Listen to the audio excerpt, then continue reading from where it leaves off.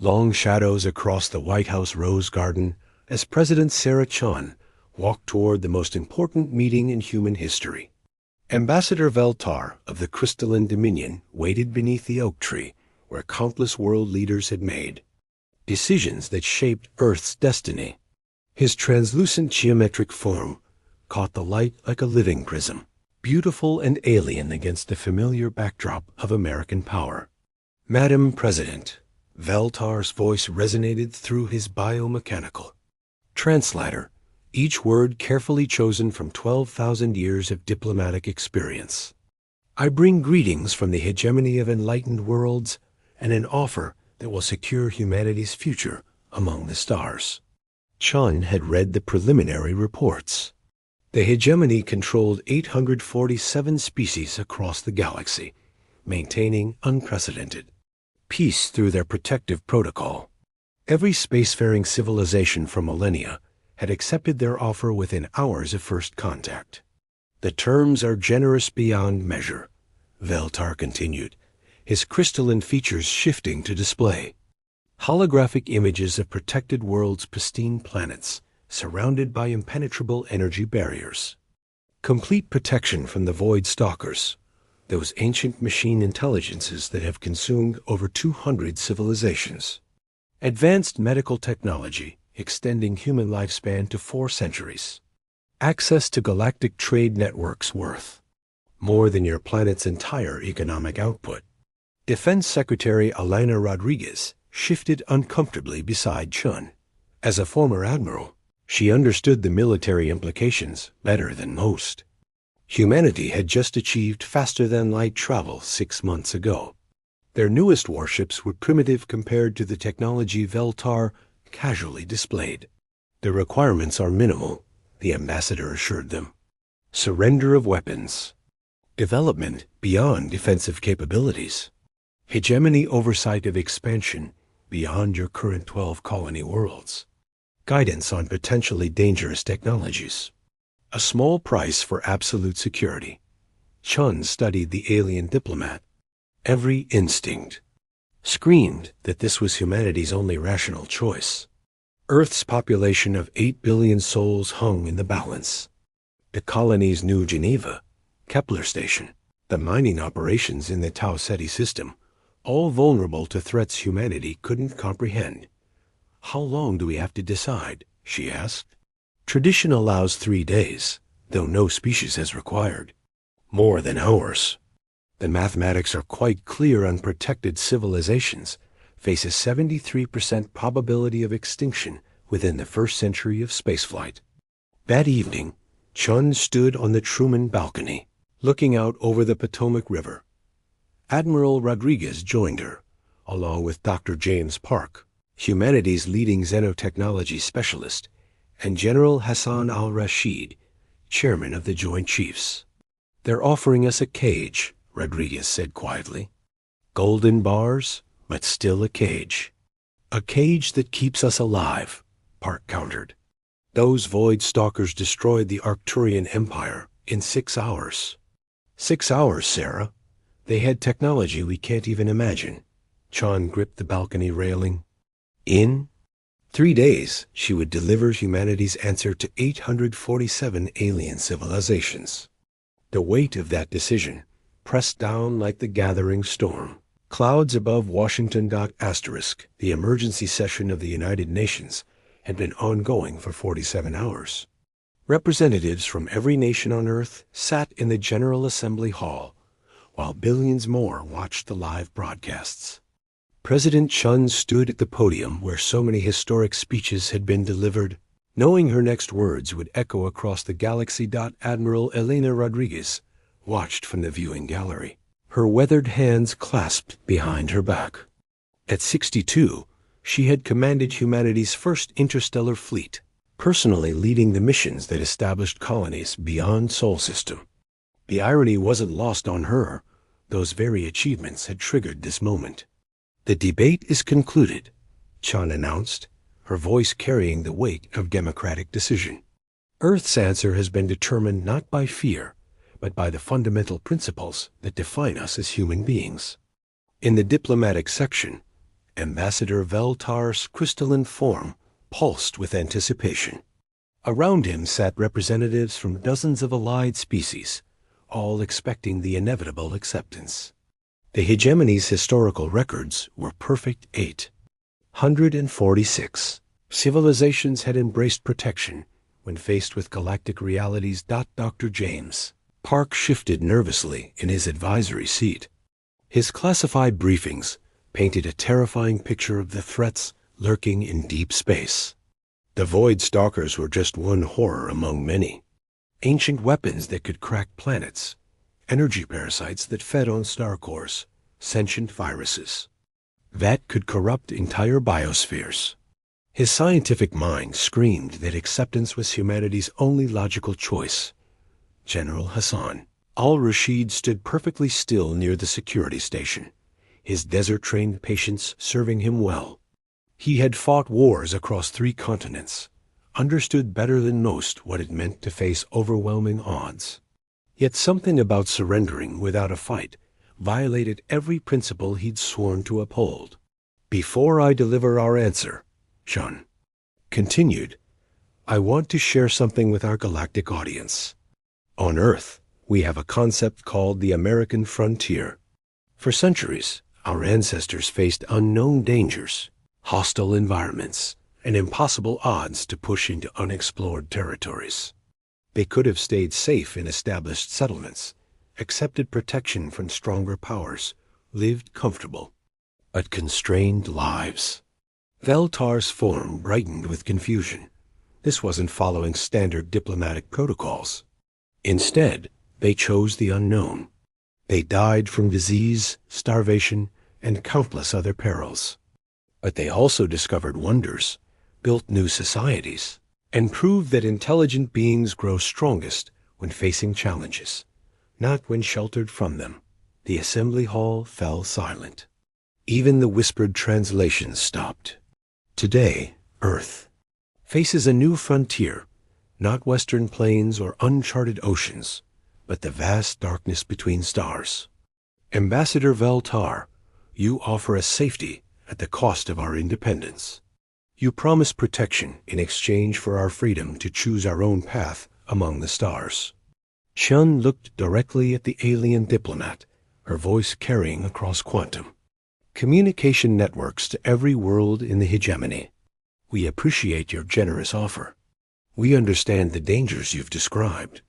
We acknowledge that refusing your protection means facing those threats alone.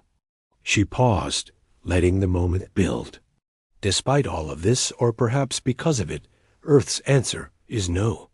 The silence stretched for a full minute across the Galactic communication network. In the assembly hall, delegates stared in shock. Veltar's crystalline body flickered through confused patterns of light. We choose to stand on our own, Chun concluded. Free to fail, free to succeed, but always free to choose. The war room beneath the Pentagon had never hosted a meeting quite like this one. 3 months after Earth's refusal shocked the galaxy, humanity's best minds gathered around holographic displays showing star charts that would have been science fiction just years earlier. The weight of their decision pressed down on everyone. Present, Admiral Elena Rodriguez stood at the head of the table, her uniform bearing new insignia Commander of Terran Defense Forces. At her left, Dr. James Park manipulated 3-dimensional models of alien technology, his once academic demeanor now sharpened by urgent purpose. General Hassan al-Rashid reviewed tactical assessments on a separate display, his experienced eye cataloging humanity's desperate disadvantages.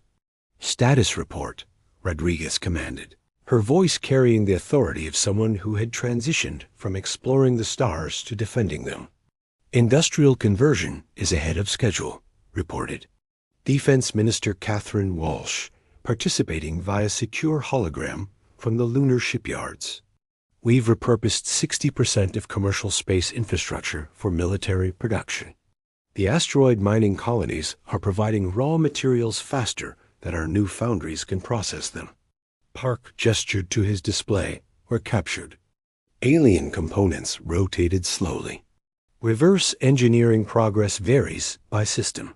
Their energy weapons are beyond our current understanding, but we've made breakthroughs in defensive shielding.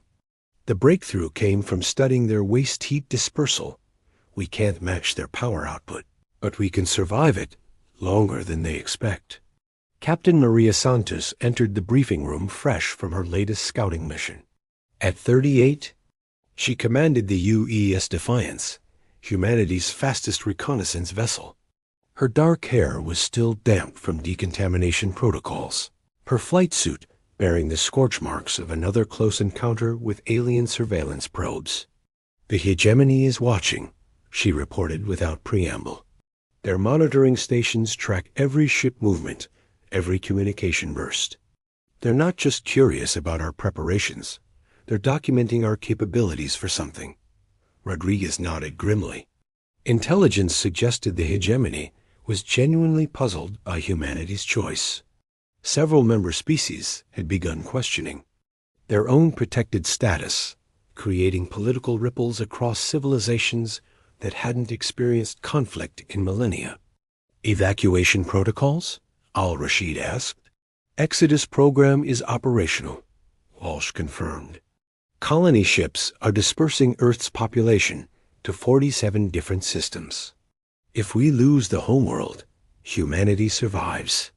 But Sarah, the psychological impact of abandoning Earth." President Shun, participating from Camp David where she had relocated the government, leaned forward. "We're not abandoning anything, Catherine. We're ensuring survival while preparing to fight for our principles." The holographic displays updated with new intelligence. Long-range sensors had detected movement in the galactic rim-vast formations that matched descriptions of void stalker fleets. "Timeline estimates?" Rodriguez asked. Park's analysis appeared in stark mathematical projections. "Based on observed patterns, 18 months before they reach the outer colonies. 2 years before Earth becomes a target." The room fell silent as everyone absorbed the implications. 2 years to prepare for enemies that had consumed civilizations with technology, centuries ahead of humanity's current capabilities. "Recommendations?" Sean asked. "We accelerate everything," Rodriguez decided. "Triple production schedules, compress, training programs, and implement the Porcupine Protocol." Al-Rashid smiled grimly at the reference. The Porcupine Protocol represented humanity's acknowledgement that they couldn't win through superior technology. They would make themselves too expensive to kill. Every human world would bristle with defenses.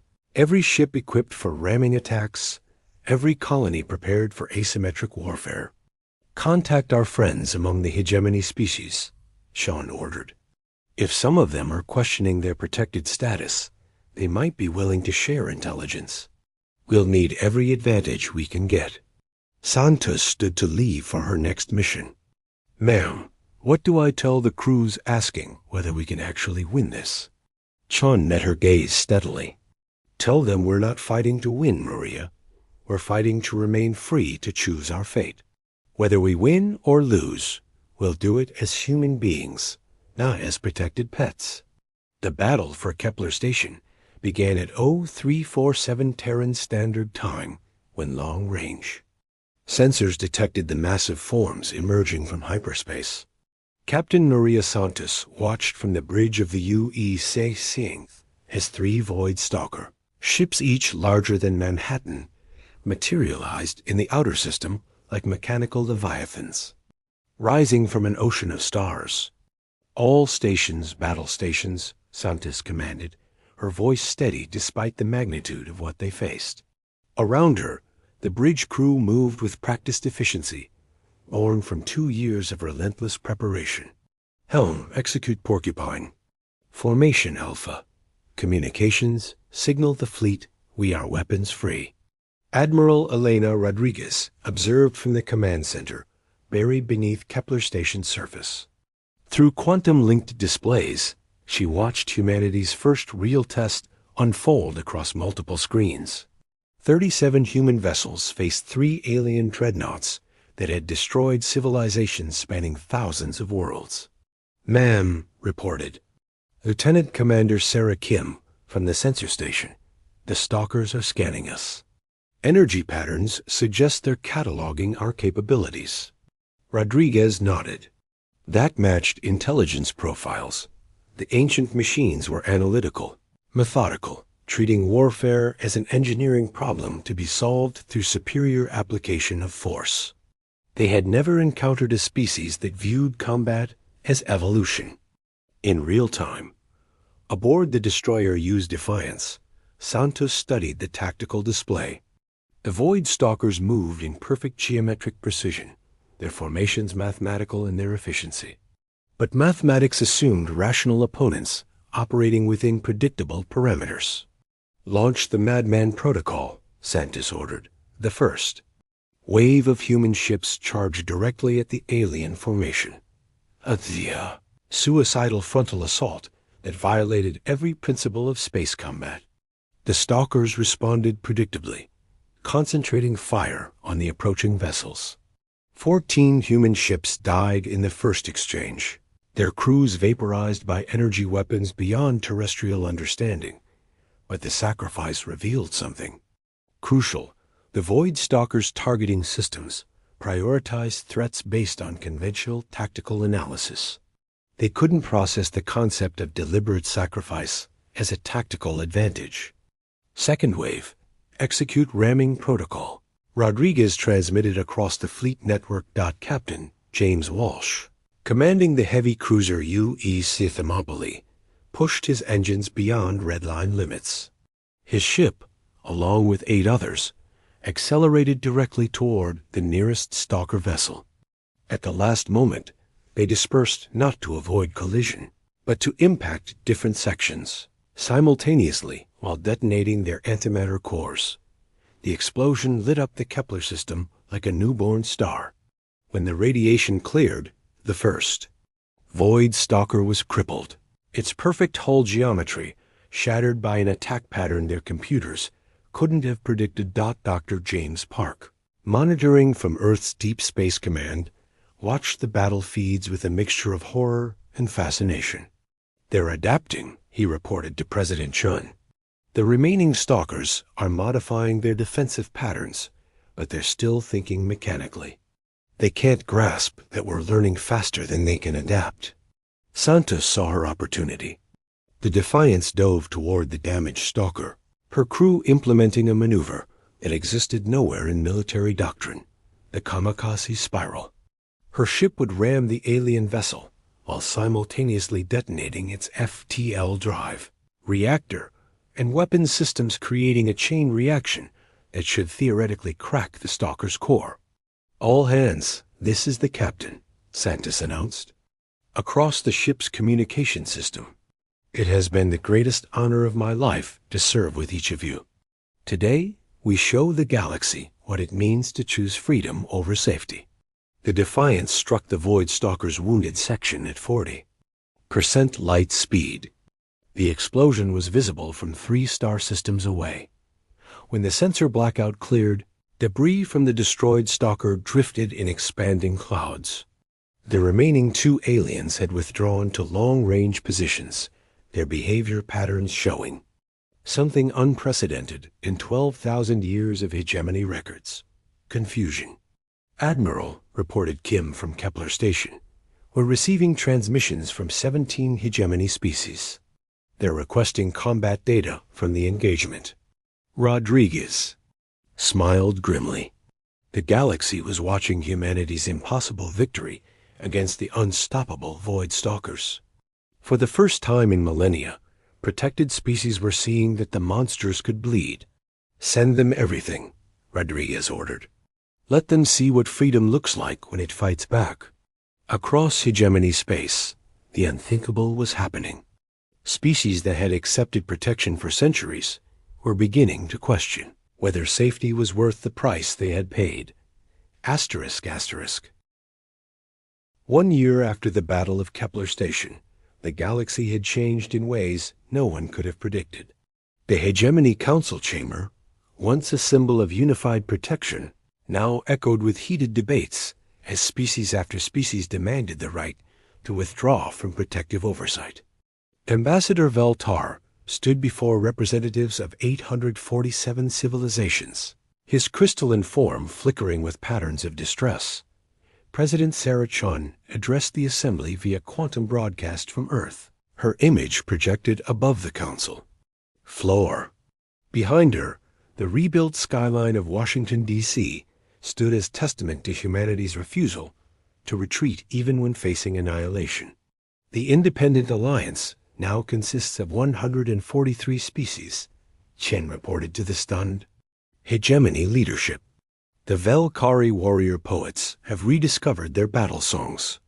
The Zephyrian traders are taking risks in uncharted space for the first time in millennia.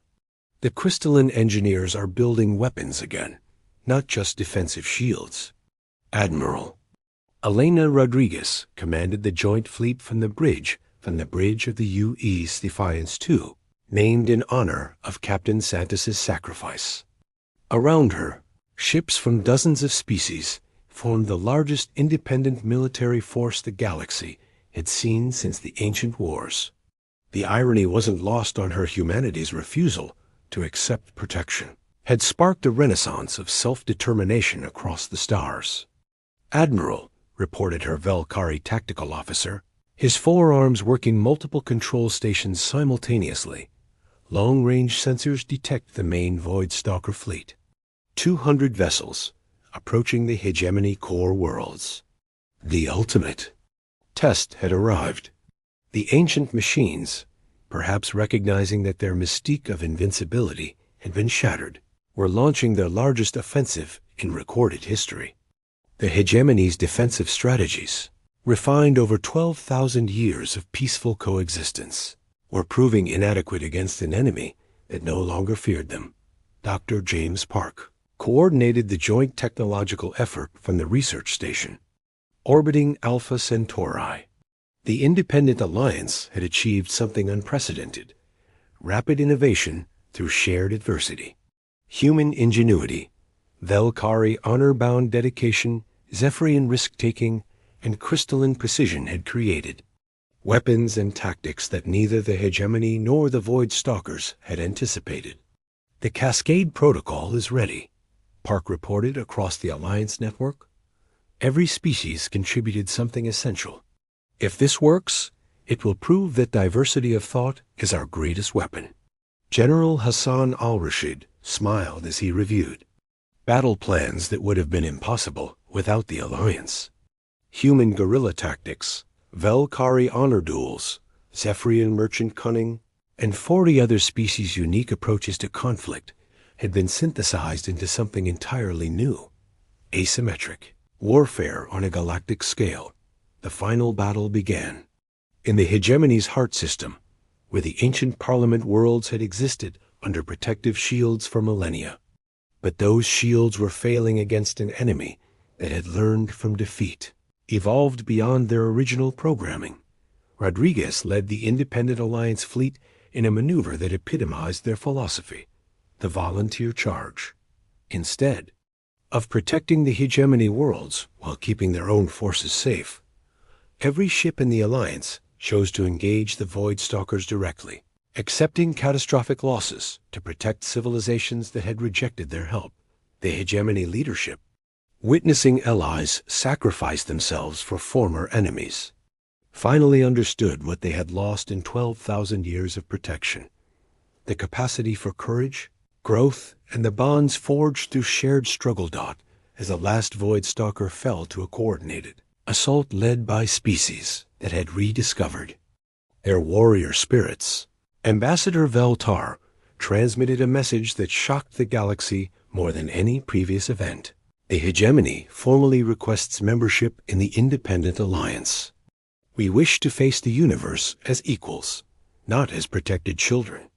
President Chun's response, broadcast across every inhabited world, defined the new galactic age. There are no protected or protecting species in the Alliance. There are only free beings choosing to stand together against the darkness. Welcome to the frontier. The galaxy would never be the same. Humanity's simple refusal to accept safety over freedom had sparked a revolution that transformed civilizations. Across the stars, they had chosen the dangerous path of independence, and in doing so, had shown the universe that courage was contagious. The age of protection was over. The age of choice had begun. Asterisk.